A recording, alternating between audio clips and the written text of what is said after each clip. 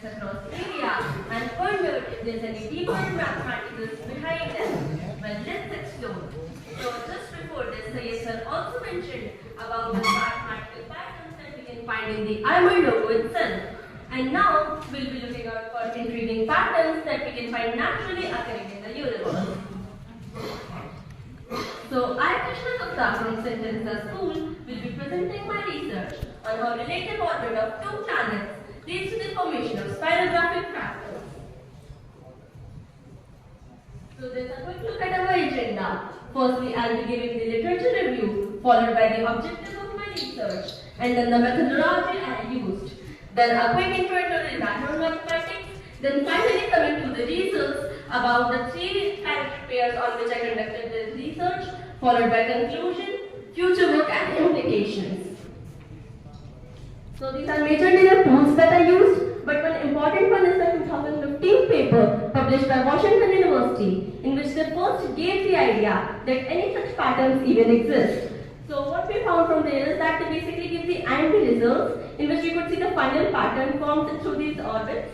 And since then, many people have created simulations in which we can see the formation of these patterns. But there has been no actual mathematical research to see if there is any underlying pattern behind these formations, or if there is any relation between the orbital parameters and the configurations of the patterns which are formed, which is exactly what we will be doing here.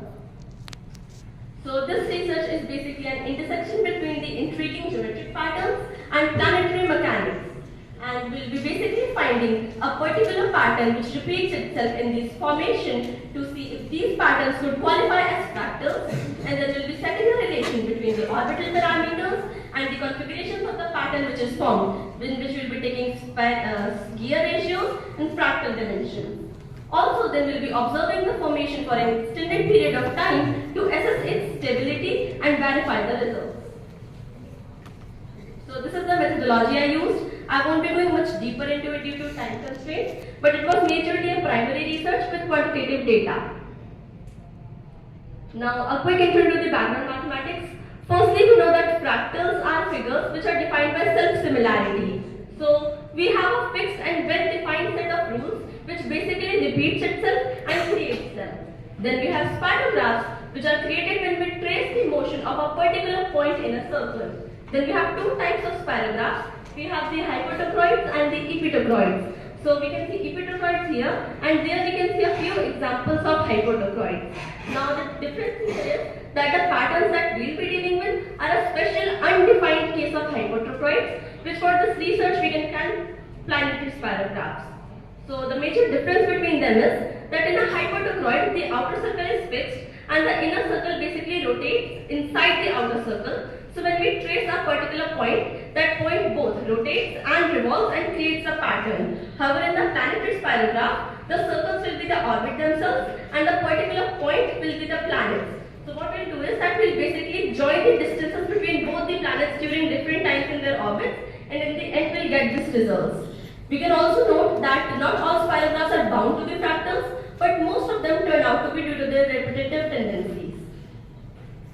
So these are basically the toys. I wonder if any of you had these, because in childhood I used to play with them and create spirographs, and now we can see the laws of nature and physics playing with the planets and creating such patterns.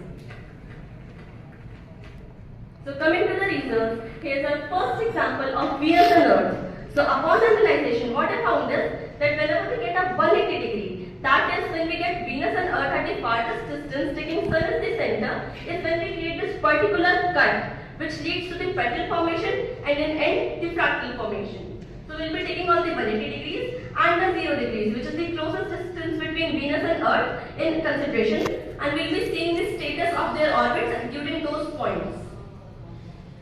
So firstly we start with a 180 degree. Then we get our first 0 degree when 1.3 Venus revolutions have been done and 0.8 Earth revolutions have been done. Then we get one more 180 degree when 2.6 Venus revolutions have been done and 1.6 Earth revolutions have been done. Then we get one more 0 degree when 3.9 Venus revolutions have been done and 2.4 Earth revolutions have been done. Followed by another 0 degree with 5.2 Venus revolutions and 3.2 Earth revolutions.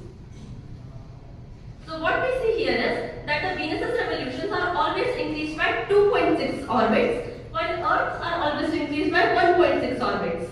So there is this fixed ratio of 13:8, which basically repeats itself and causes the fractal formation.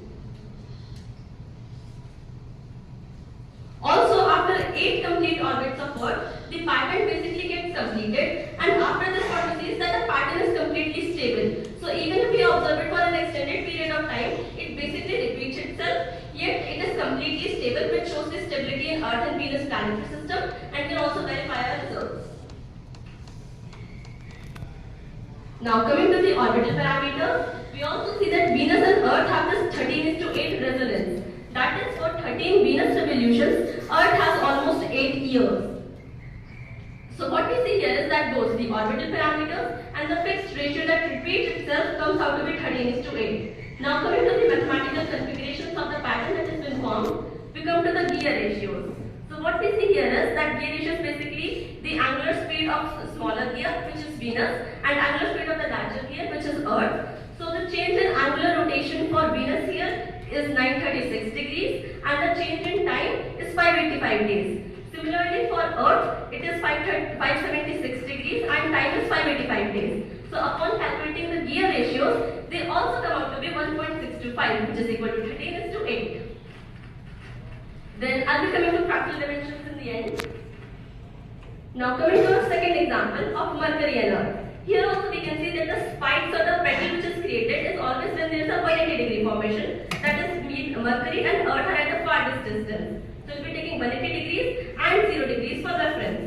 So we get our first 180 degree when we have 0.4 Mercury revolutions and 0.25 Earth revolution. After which we get one more 0 degree just when Mercury completes its first orbit and Earth has completed 0.25 revolutions.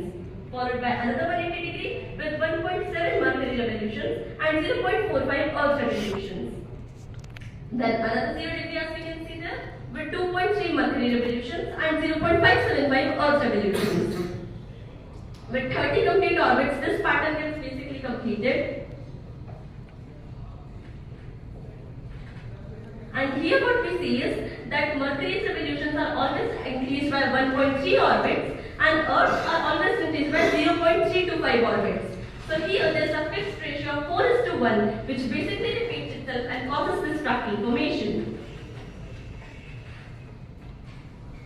Now coming to the orbital parameters, again Mercury and Earth have this 4:1 resonance. That is, for one Earth here, Mercury completes almost 4 orbits. Now coming to the gear ratios, again as we can see that the gear ratio here for Mercury is 144 degrees over 35.2, whereas for Earth it is here 45 degrees over 45.62, and upon calculating the gear ratio, again it comes out to be almost equal to 4. Now coming to our third example of Earth and Mars. Here what we see is again that the fractal formation, the cut are always caused with a 180 degree. So we'll be taking 180 degrees and 0 degrees. So we get a first 0 degree with 0.55 Earth revolutions and 0.25 Mars revolutions. Followed by a 180 degree with 1.6 Earth revolutions and 0.75 Mars revolutions. Followed by another 0 degree at 2.7 Earth revolutions and 1.4 Mars revolutions. And another 180 degree with 3.75 Earth revolutions and 1.4 Mars revolutions. So what we see is basically here the Mars-Earth revolutions are always increased with 2.15 orbits, while Mars's are always increased with 1.515 orbits. So here there is a fixed ratio of 43:23, which repeats itself and causes this fractal formation. Then coming to the orbital parameters, again they have 43:23 resonance. That is, for 43 Earth years, Mars completes almost 23 orbits. And coming to the gear ratios, here we see that the gear ratio of Earth is 198 degrees over 200.75 and the gear ratio of Mars is 90 degrees over 171.75. And upon calculating the gear ratio, again we get the answer which is almost equal to 1.86 or 43:23. Coming to the conclusion, through this research we were basically able to track the formation of these patterns and get a fixed ratio of 13:8, 4:1 and 43:23, which leads to this fractal formation. And also we were able to find that there's a deeper relation between the orbital parameters and the mathematical configurations of the patterns which are formed. Now coming to the future scope, first of all, more work can be done to calculate the fractal dimensions. As for Earth and Venus example, I was able to get 1.625, which is again 13:8 using Fractals. But I didn't have the fractal analysis tools for the other two examples, and I was not very sure about the box counting method. Then also we can repeat the same process for other planetary pairs. We can pair Earth with other planets and other planets with themselves also, and then maybe we can achieve some sort of generalization, and basically we can also prove how in any stable orbit such fractal and patterns are bound to occur, as there will be a recursion. Now talking about implications, first of all, this research provided very visually appealing results, so they can be very well used as an educational engagement tool, because both the topics, fractals and fractal geometry as well as planetary dynamics, are engaging and interesting topics, so they can ignite interest into non-mathematical people as well. Then coming about interdisciplinary connection, so as sir mentioned on the very first day that mathematics is basically behind everything, and for the past 2 days we have been exploring upon the same thing. Here also this research expanded upon the same idea that mathematics can be found everywhere, and we were able to see fractals in planetary orbits and even at the natural phenomenon universal level of scale. So we can basically, this research expanded upon that same idea, and we were able to bridge the gaps between planetary dynamics and fractal geometry. Also what we can do is that as we are discovering more and more exoplanets and more planetary systems, we can look for these patterns, and if we are able to find something like this, we can infer if the planetary orbit is stable or not. Then this also contributed to fractal geometry, as we will be able to get more insights about how fractals manifest in nature and learn about them. So this was the research. Here I would like to end my presentation. Thank you everyone, and I'll be open to questions.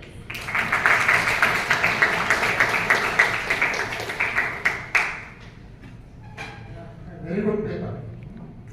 Which class you are in? 10th standard. 10th standard is such a good paper.